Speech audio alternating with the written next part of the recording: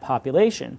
And so I'd like to kind of see that outside the box thinking where we maybe take some of our, we maybe approach the private sector as well and say, could you be a partner with us in this endeavor? Can we look at economic solutions as well as political, humanitarian, and diplomatic solutions? Is there a fourth way to leverage results based on a fiscal model, based on economics? The reason I think it is important to be conservative with the fiscal resources we have at our disposal for these programs is not only because those resources are diminishing or because it's good to save money, but it's because it's not working as it is. And if we can save money in this process, we can actually help more people because there's more money to use towards people. And so some of the things I'm looking at is instead of doing in-person adjudications for every single refugee, to do dossier or file-based adjudications. Right now, Canada and the United States and all the resettlement countries, for the most part, Great Britain, I think, does it a little bit different, will send out a refugee officer to these incredibly remote camps, have to pay for their flight, their housing, all of their food, and run up that cost while they interview the refugees. Now, keep in mind, these refugees have been interviewed many, many times by the United Nations High Commissioner and by various NGOs. So we have a very detailed description of everything that happened, and they're not giving us any new information. Why not prioritize protracted refugee populations who have very well-defined boundaries? We know their identities already. It's well documented, well established. Prioritize them for resettlement, and then we can do paper-based adjudications where we just look at their files and make a determination, pull out the files where we think there may be some complexity there, and interview only those cases. That will save an immense amount of money, and that money can then be applied towards resettling other refugees, so we can meet our 80,000 people a year target or exceed that target. Now, the reason I'm advocating for a joint North American approach is because Canada assumes a leadership role in the issue of protracted refugee situations because it emphasizes the importance of the issue. You've already started and implemented the interdepartmental working group to look at a collaborative, multi-pronged approach to this problem. The United States can couple that intellectual might with the financial resources we bring to the table and our the large resettlement program we bring to the table.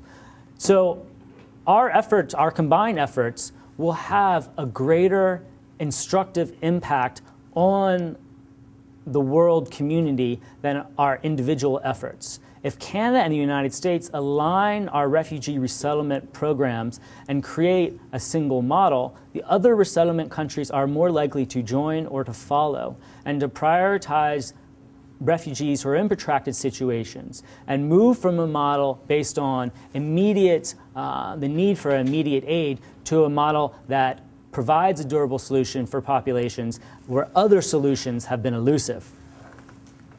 Possible recommendations include officially prioritizing protracted refugee situations within the policies and programmatic language of the Canadian and U.S. resettlement programs, eliminating priority 3.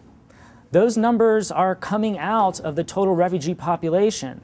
Are those the people that are in most need of resettlement?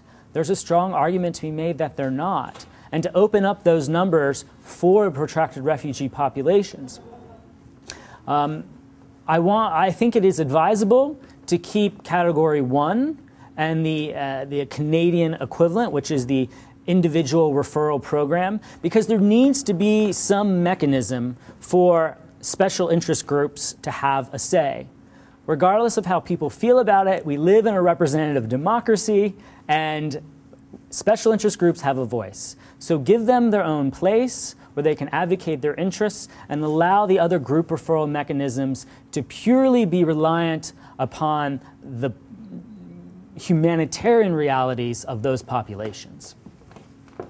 And then move from a purely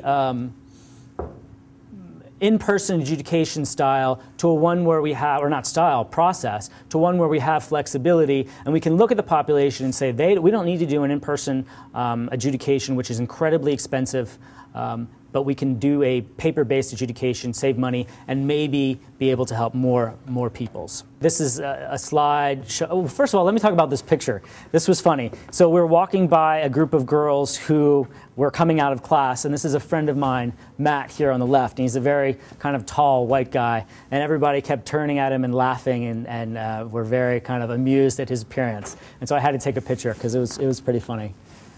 So why retain priority one? The reason, again, that you have to retain priority one is because there is a legal place carved out in the United States and Canada for these emergent special interest groups. And in the United States, you see it with the codification of the International Religious Freedom Act of 1998, which states that official U.S. policy is to promote religious freedom as a core objective.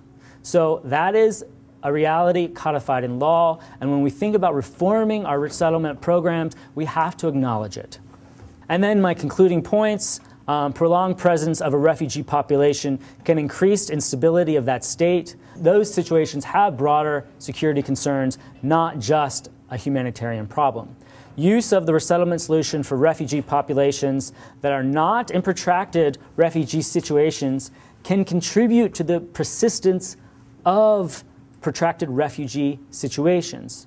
This is because there is now no pressure on the host country, the home country, or the international community to pursue other durable solutions. So when the international community doesn't come together and say, we're going to focus on this population, the population continues to exist because the host country and the country of origin have no incentive to develop and to create the change that is needed for these people. So it is only because of our efforts that these problems will be solved and that we will get the change that we will need to eliminate the largest segment of the refugee population.